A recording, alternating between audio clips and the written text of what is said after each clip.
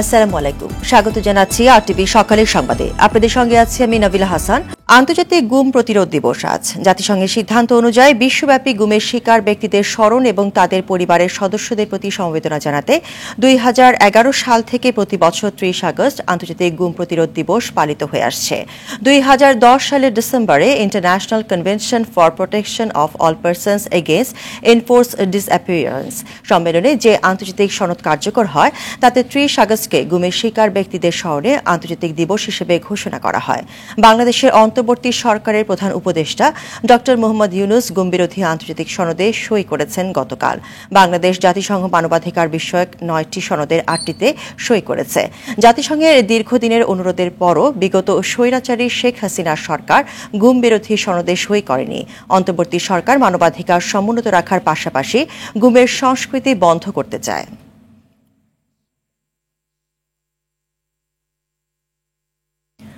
আওয়ামী লীগ সরকারের 15 বছরের শাসনামলে সরকারি মদদে 7 শতাধিক ব্যক্তিকে গুমের অভিযোগ রয়েছে, যার মধ্যে 78 জনের মৃতদেহ পাওয়া যায়। এখনও নিখোঁজ 150-র বেশি। তবে আশার কথা, জাতিসংঘের গুম বিরোধী আন্তর্জাতিক সনদে সই করেছে বাংলাদেশ। এতে গুম হওয়া ব্যক্তির স্বজনরা প্রতিকার পাওয়ার আশা করছে। মানবাধিকার কর্মীরা বলছেন, সনদে সই করায় ভবিষ্যতে গুম সংস্কৃতির অবসান হবে। শাকিবুর রহমানের রিপোর্টে বিস্তারিত।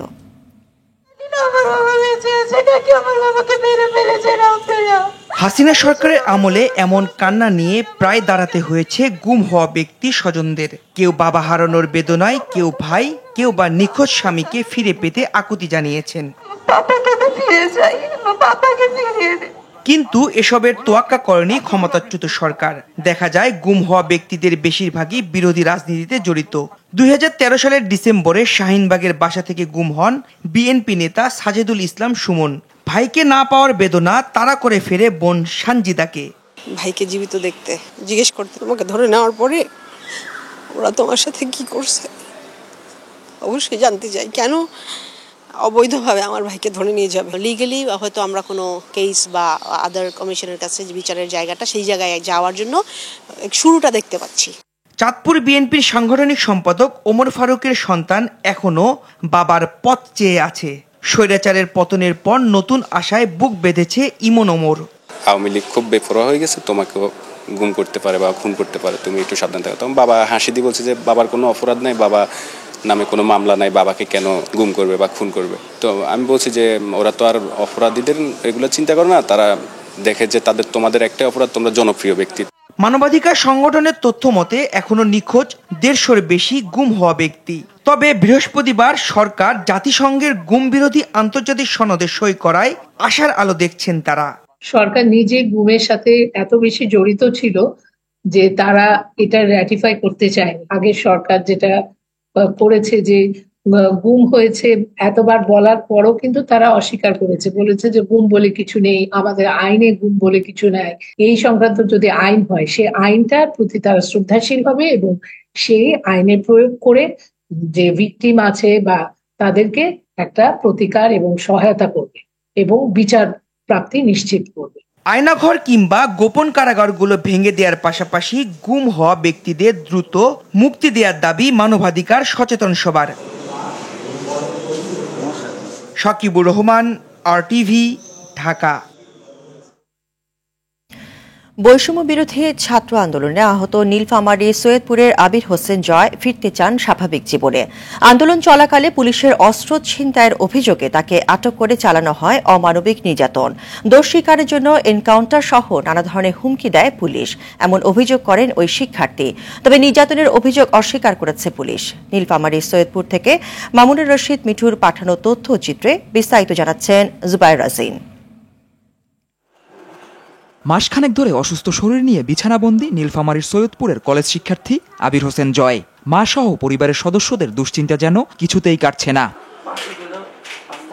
বৈষম্য বিরোধী আন্দোলন চলাকালে গেল 23 জুলাই সৈয়দপুরের পাঁচমাথা মোড়ে পুলিশের সঙ্গে ছাত্র জনতার সংঘর্ষ হয়। এ সময় হারিয়ে যায় পুলিশের একটি অস্ত্র। পরে এ ঘটনায় 26 জুলাই বাড়ি থেকে জয়কে আটক করে পুলিশ, নেওয়া হয় রিমান্ডেও। আমাকে জোরপূর্বক ধরে নিয়ে যায়, যাওয়ার পরে আপনার অমানবিক অত্যাচার করে।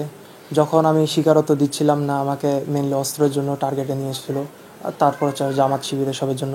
তো যখন আমি এসব স্বীকার করি না, পরবর্তীতে আমার বাসার লোকের উপর হুমকি আসে, মানে আমাকে হুমকি দেয় যে বাসার লোককে উঠে আনবে, আমার মা, চাচি, দাদি এদেরকে পতিতা বানাবে থানার মধ্যে।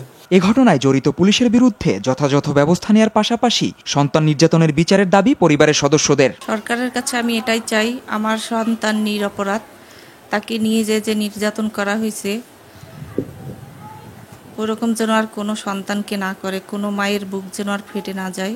আমার সন্তানের প্রতিবাদের ইয়েটা ন্যায় বিচার আমি চাই, এবং আপনাদের মাধ্যমে যদি ন্যায় বিচার হয়ে থাকে তাহলে আমি আসলে মন থেকে খুশি হব। জয়ের ওপর পুলিশের এমন নির্মমতা মেনে নিতে পারছেন না স্থানীয়রা। তার একটা ভবিষ্যৎ আছে, এই ভবিষ্যৎটা আজকে তাদের জন্য মেলান হয়ে গেল। আমি এইটার বিচার চাই। ও তো চোরো না, ডাকাতো না, ওকে ধরলো কেন? সরকারের কাছে আমাদের এইটাই দাবি, আমরা ন্যায্য বিচার চাই। আবার তোরা খুলে দিল, এরা তো ঢুকে একদম তছনছ। আর ছেলেটাকে এমনভাবে হ্যান্ডকাপ লাগাইছে, মনে হয় যে এ কোনো দাগি আসামি। তবে এসব অভিযোগ অস্বীকার করেছেন অভিযুক্ত পুলিশ কর্মকর্তা। আমরা কোনো নির্যাতন করি নাই, আমরা অস্ত্র যেটা হারিয়েছিল এই ব্যাপারে আমরা কিছু লোককে গ্রেপ্তার করেছিলাম, এটা সত্য, এবং আমরা কোর্টে চালানো দিয়েছিলাম। তবে কাউকে আমরা নির্যাতন করিনি। না, আমরা তাকে 4 দিন রাখিনি, আমরা যথাযথ তাকে যেভাবে পেয়েছি আইনগতভাবে আমরা তাকে। কোনো রাজনৈতিক দলের মুখপাত্র হিসেবে নয়, মানুষের জানমাল রক্ষায় কাজ করবে পুলিশ, এমন প্রত্যাশা সৈয়দপুরবাসীর। জুবায়ের রাজিন, RTV।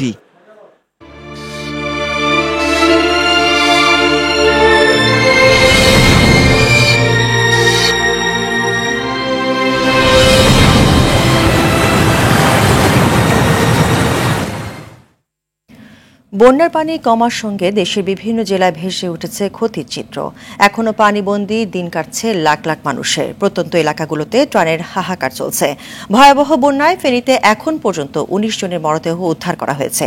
এর মধ্যে 11 জন পুরুষ, 5 জন নারী ও 3 জন শিশু। বৃহস্পতিবার রাতে এ তথ্য জানিয়েছেন জেলা প্রশাসক শাহিন আক্তার। জেলার সদর, দাগনভূঞা ও সোনাগাজীতে এখনো পানিবন্দী দিন কাটছে কয়েক লাখ মানুষের।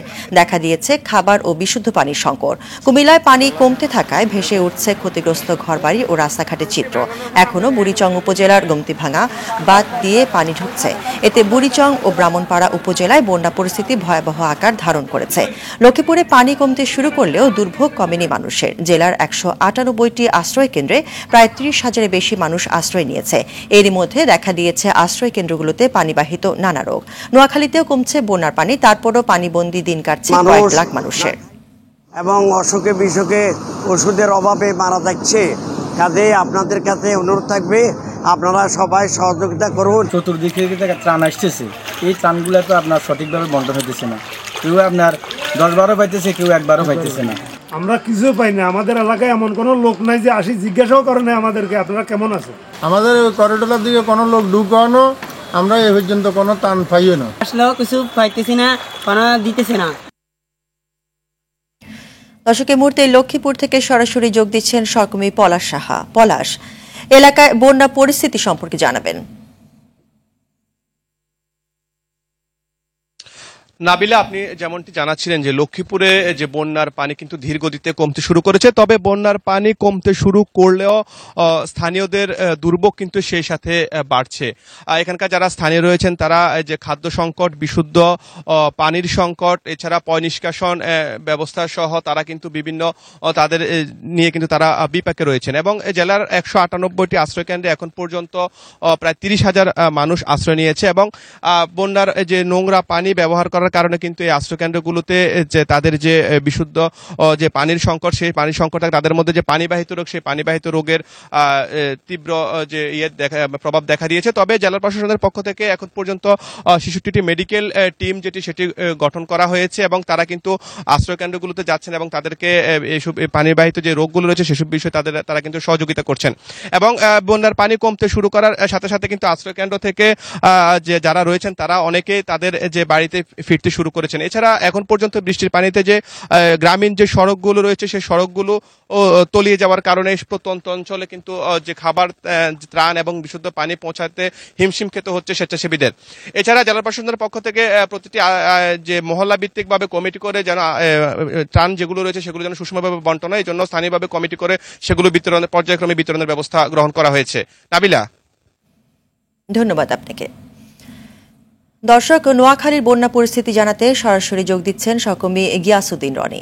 রনি, নোয়াখালীতে বন্যা পরিস্থিতির কতটা উন্নতি হয়েছে জানাবেন।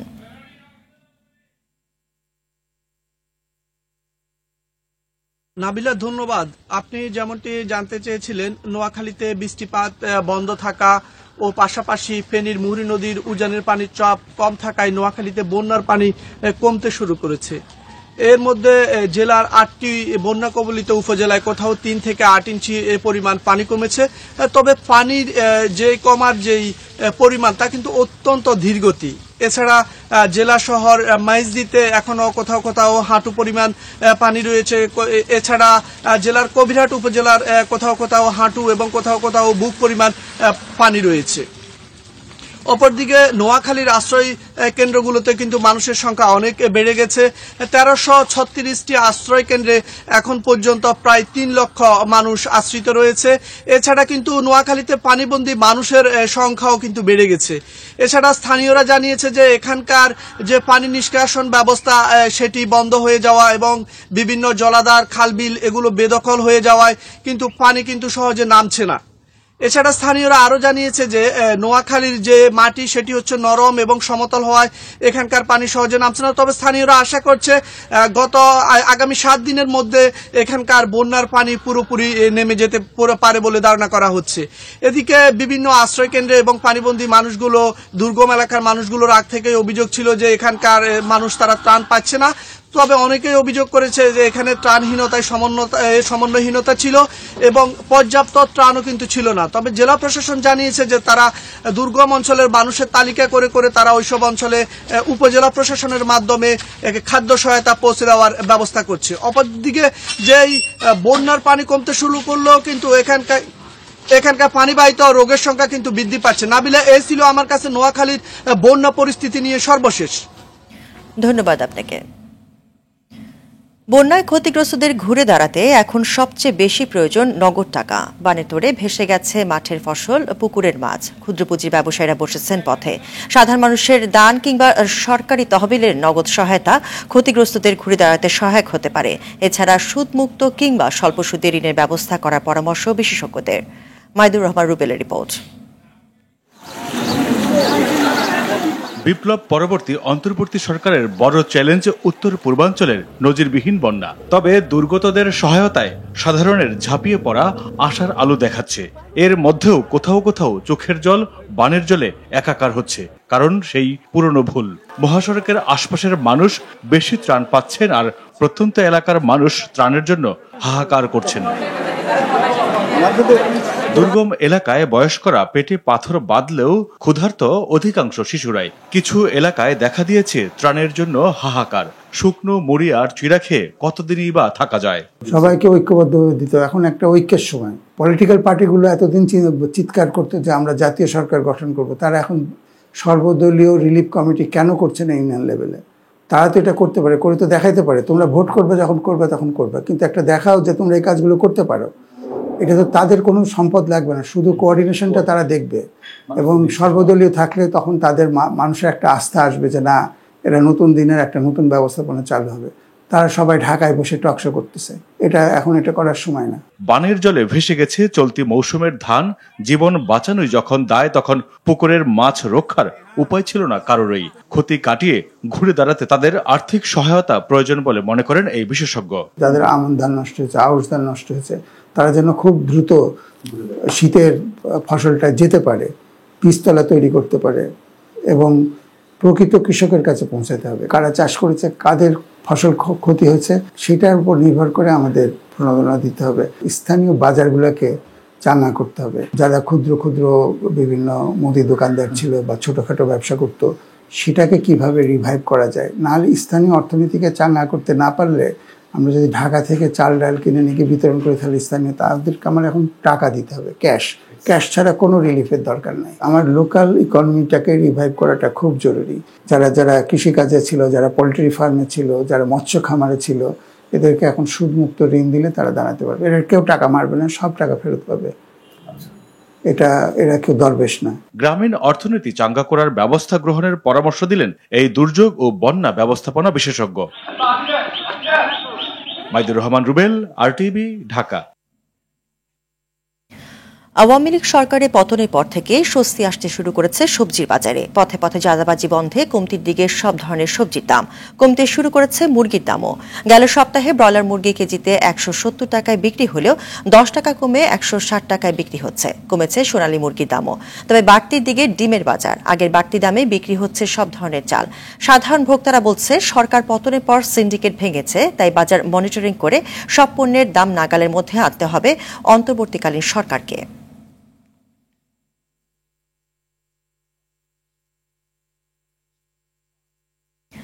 এই মুহূর্তে কারওয়ান বাজার থেকে সরাসরি যোগ দিচ্ছেন সহকর্মী সুমন তানভীর।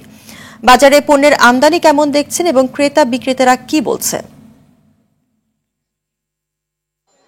নাবিল, আপনাকে আসলে প্রথমেই বলি যে অর্থনীতিতে আসলে যত পড়ালেখা কিংবা সূত্র আছে তার কোনো কিছুই যে আসলে বাংলাদেশের বাজারের ক্ষেত্রে আসলে কার্যকরী হয় না, সেটা কিন্তু আমরা এই শেখ হাসিনা সরকারের পতনের পর দেখছি। যে আপনি খবরে যেমন জানাচ্ছিলেন, আমরা জানি যে আসলে ডিমান্ড বাড়লে কিন্তু আসলে দাম বাড়ে, ডিমান্ড কমলে দাম কমে, সেই কোনো কিছু কিন্তু আসলে নাই। আমরা দেখছি যে শেখ হাসিনা সরকারের পতনের পর অর্থাৎ 5 আগস্টের পর আপনি খবরে যেটি জানাচ্ছিলেন যে বেশিরভাগ পণ্যের দাম কিন্তু কিছুটা হলেও আসলে কমছে। আর এই কমার পেছনের কারণটাও কিন্তু একদম দৃশ্যমান, কিংবা আমরা আগেও আসলে জানতাম যে এই পণ্যগুলো আসলে কারওয়ান বাজার পর্যন্ত, এই যে আমরা যে বাজারটিতে এখন আছি, বিভিন্ন জায়গা থেকে কারওয়ান বাজার পর্যন্ত আসতে যে চাঁদাবাজি হয়, এখানে বসতে যে চাঁদাবাজি হয়, সেই চাঁদাবাজিগুলো কিন্তু এখন অনেকটাই নিয়ন্ত্রণ। অর্থাৎ সেই অর্থে চাঁদাবাজি না হওয়ার কারণে আমরা বাজারে এসে যেটি দেখলাম যে শুধু আলু আর পেঁয়াজ বাদে বেশিরভাগ পণ্যর কিন্তু, অর্থাৎ নিত্য প্রয়োজনীয় যে পণ্যগুলো আছে সেগুলোর কিন্তু আসলে দাম কমেছে। যদিও আসলে বলতে হয় যে প্রত্যাশিত যে দাম কমার বিষয়টি আছে, অর্থাৎ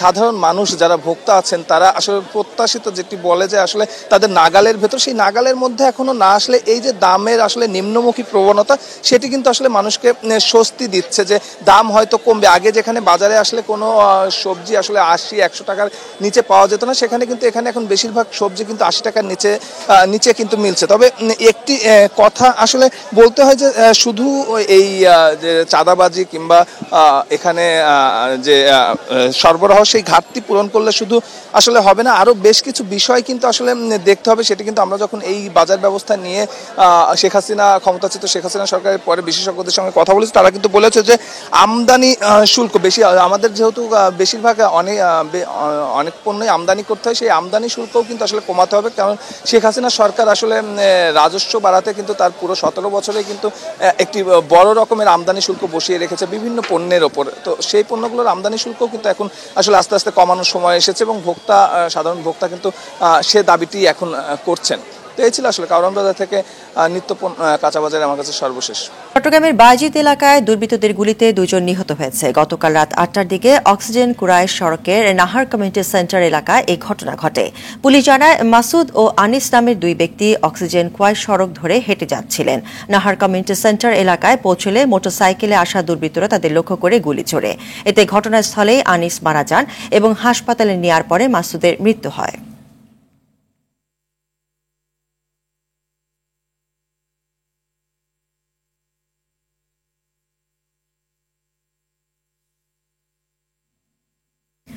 চট্টগ্রাম উন্নয়ন কর্তৃপক্ষের জায়গা দখল করে সীতাকুণ্ডে ব্রিজের নিচে ঝুঁকিপূর্ণভাবে গড়ে তোলা হয়েছে ট্রাক স্ট্যান্ড।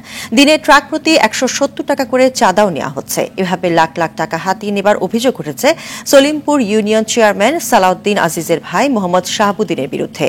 চট্টগ্রাম থেকে স্টাফ রিপোর্টার সাইফুল মাহমুদের প্রতিবেদন জানাচ্ছেন সাইদ মাহমুদ। চট্টগ্রামের সীতাকুণ্ডের ফৌজদারহাট বাইজিদ লিংক রোডের ব্রিজের নিচে ট্রাক টার্মিনাল। শত শত ট্রাকের অবাধ পার্কিংয়ে ব্রিজের পিলার ও নিচের মাটি সরে যাচ্ছে।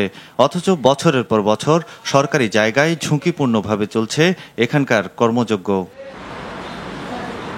স্থানীয় বাসিন্দা ও চালকরা জানান, পাশেই ব্যক্তি মালিকানাধীন SM ট্রাক টার্মিনাল, অথচ ট্রাক রাখতে বাধ্য করা হচ্ছে অবৈধ টার্মিনালে। 150 টাকা আর নাইট গেটের 20 টাকা। এখানে ডেলি মনে করেন 60টা 70টা এরকম গাড়ি থাকে। টার্মিনালের কর্মীরা জানান, মাসে প্রতিটি ট্রাক বাবদ 4500 টাকা চাঁদা দিতে হয়। এ কাজে জড়িত থাকার অভিযোগ সলিমপুর ইউনিয়ন চেয়ারম্যান সালাউদ্দিন আজিজের ভাই স্থানীয় আওয়ামী লীগ নেতা মোহাম্মদ শাহাবুদ্দিনের বিরুদ্ধে। চেয়ারম্যান সহ শাহাবুদ্দিনের ছেলে সহ অনেক পাওয়ার কাটেছে। এটা সরকারি জায়গায় ট্রাক স্ট্যান্ড হতে পারবে না। ব্রিজ নিচে 2টা ব্রিজ নিচেই সবগুলো তো দখল তো তারারই, তাদের স্টাফ তো আমি নিরীহ মানুষ, এখন আমি কি বলবো আর। এদিকে সরকারি জায়গায় ট্রাক টার্মিনালের বিরুদ্ধে কঠোর ব্যবস্থা গ্রহণের কথা জানিয়েছে চট্টগ্রাম উন্নয়ন কর্তৃপক্ষ। ব্রিজটা হচ্ছে আমাদের সরকারি সম্পদ, এটা যদি কেউ আঘাত লাগায় বা ভেঙে দেয় তার বিরুদ্ধে যত সেকশন হবে। আর এটা হচ্ছে এগুলো হচ্ছে সরকারি খাস জায়গা, রেলের জায়গা, এই রেলের জায়গার মধ্যে তারা ট্রান্সলেট করতে পারে না। আমরা আজকেই ব্যবস্থা নিচ্ছি এবং আমাদের ম্যাজিস্ট্রেট কোর্টে আমরা এটা মামলা করে দিব। এ বিষয়ে অভিযুক্তের সঙ্গে যোগাযোগ করা হলে তিনি কোনো মন্তব্য করতে চাননি। সৈয়দ মাহমুদ, RTV। আন্তর্জাতিক সংবাদ। আরজি কর কাণ্ডের জেরে এবার পশ্চিমবঙ্গে ধর্ষকের সাজা হতে যাচ্ছে মৃত্যুদণ্ড। এ উপলক্ষে আসছে মাসের 2 তারিখে 2 দিনের বিশেষ অধিবেশন ডেকেছে পশ্চিমবঙ্গ সরকার।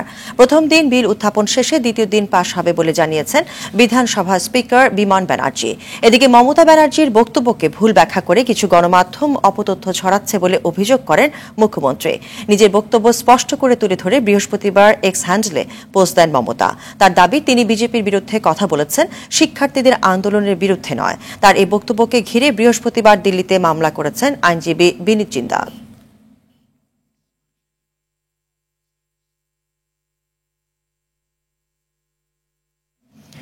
গণমাধ্যমকে দেয়া প্রথম সাক্ষাৎকারে প্রতিদ্বন্দ্বী রিপাবলিকান প্রার্থী ডোনাল্ড ট্রাম্পকে আক্রমণ করেছেন ডেমোক্রেট প্রার্থী কামালা হ্যারিস। তার জাতিগত পরিচয় নিয়ে প্রতিদ্বন্দ্বী ডোনাল্ড ট্রাম্পের তোলা প্রশ্ন নাকচ করে দেন হ্যারিস। হোয়াইট হাউসের বর্তমান অর্থনৈতিক নীতিকে সফলতা হিসেবেও মন্তব্য করেন তিনি। স্থানীয় সময় বৃহস্পতিবার মার্কিন সম্প্রচার মাধ্যম সিএনএনকে দেওয়া এক বিশেষ সাক্ষাৎকারে তিনি এসব কথা জানান। সাক্ষাৎকারে হ্যারিসের সাথে টিম ওয়ালসও উপস্থিত ছিলেন। অন্যদিকে সাক্ষাৎকারকে কটাক্ষ করেছেন মিস্টার ট্রাম্প। তিনি বলেন, এটি সরাসরি সাক্ষাৎকার নয়, আগেই ধারণ করা হয়েছে ও সম্পাদনা করা হয়েছে, তাই এটি কোনো সাক্ষাৎকার হয়নি বলে মন্তব্য তার। প্রেসিডেন্ট প্রার্থী হওয়ার পর গণমাধ্যমের মুখোমুখি না হওয়ায় আগে থেকে রিপাবলিকানদের সমালোচনার মুখে পড়েছিলেন হ্যারিস।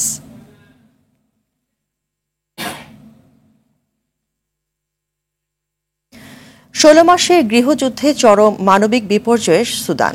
হতাহতের সংখ্যা প্রায় 52,000। বর্তমান বিশ্বের সবচেয়ে বড় বাস্তুচ্যুত সংকটের নামও সুদান। সেই দিক থেকে নারকীয় ধ্বংসযজ্ঞের চিত্র গাজা বা ইউক্রেনের চেয়ে কম ভারী নয়, কিন্তু সুদানের দিকে নেই বিশ্বের নজর। সংবাদের শিরোনামও হয় খুবই কম। ফারুক হোসেনের রিপোর্টে বিস্তারিত। 2023 সালের এপ্রিল সুদানকে গ্রাস করে গৃহযুদ্ধের কালো ছায়া। দেশ হয়ে পড়ে 2 ভাগে বিভক্ত। সার্বভৌমত্ব দাবি করে 2 গোষ্ঠী, সশস্ত্র বাহিনী SAF ও আধা সামরিক বাহিনী Sudan rapid support forces SRF। শুরু থেকেই গোষ্ঠী দুটির নেতৃত্বে রয়েছেন general Abdel Fattah al Burhan ও মোহাম্মদ হামদান দাগালো। তবে এখনো পর্যন্ত কোনো পক্ষই পুরো ভূখণ্ডের নিয়ন্ত্রণ নিতে পারেনি। ফলে সংকট দীর্ঘ হওয়ার পাশাপাশি বেড়েছে বৈষম্য, আর এর বলি হয়েছে হাজারো সুদানিজ। হতাহতের সংখ্যা পৌঁছেছে প্রায় 52,000-এ, বাস্তুচ্যুত কয়েক মিলিয়ন মানুষ। বুরহান দাগালো ক্ষমতার দ্বন্দ্বে অশান্ত হয়ে ওঠা দেশটির সব কাঠামো ভেঙে পড়েছে। সংকট সমাধানে এগিয়ে আসেনি পশ্চিমা সহ কোনো দেশ। যদিও সুদান যুদ্ধের ব্যাপকতা ও তীব্রতা মধ্যপ্রাচ্যে গাজা কিংবা ইউক্রেন যুদ্ধের চেয়ে কম নয়। আফ্রিকা বিষয়ে একজন বিশেষজ্ঞ বার্তা সংস্থা আনাদোলুকে জানিয়েছেন, সংঘাতের তীব্রতা খুব বেশি হলেও পশ্চিমাদের কাছে ইউক্রেন বা গাজার মতো ভূ রাজনৈতিকভাবে গুরুত্বপূর্ণ নয় সুদান। ইউরোপের নিরাপত্তার জন্য অত্যাবশ্যক হওয়ায় পশ্চিমাদের মনোযোগও ইউক্রেনের দিকে। এটি ইসরায়েলের ক্ষেত্রেও প্রযোজ্য। সুদানকে যেন ভুলেই গেছে পশ্চিমা গণমাধ্যম। সে কারণে আফ্রিকার বিষয়ে আগ্রহ হারিয়ে ফেলেছে পুরো বিশ্ব। মানবিক বিপর্যয় তুলে ধরে কাউকে বিক্ষোভ করতেও দেখা যায় না। আফ্রিকায় উদ্ভূত বিভিন্ন সংকটে ক্ষমতার ভাগবাটোয়ারা করে বিদ্রোহী গোষ্ঠীগুলোকে মিলিয়ে দিয়েই কেটে পড়ছে পশ্চিমা শাসকরা।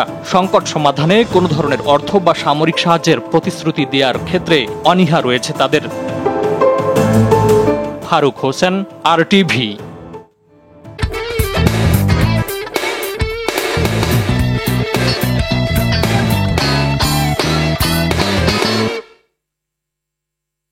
খেলার খবর।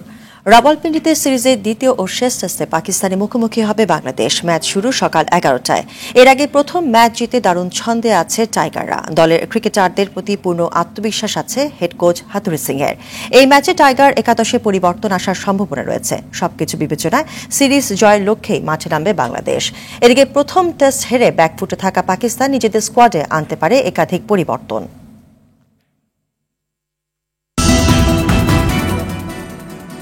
সকালের সংবাদ এই পর্যন্তই। সর্বশেষ সংবাদ জানতে যে কোনো মোবাইল থেকে 24141 নম্বরে ডায়াল করুন।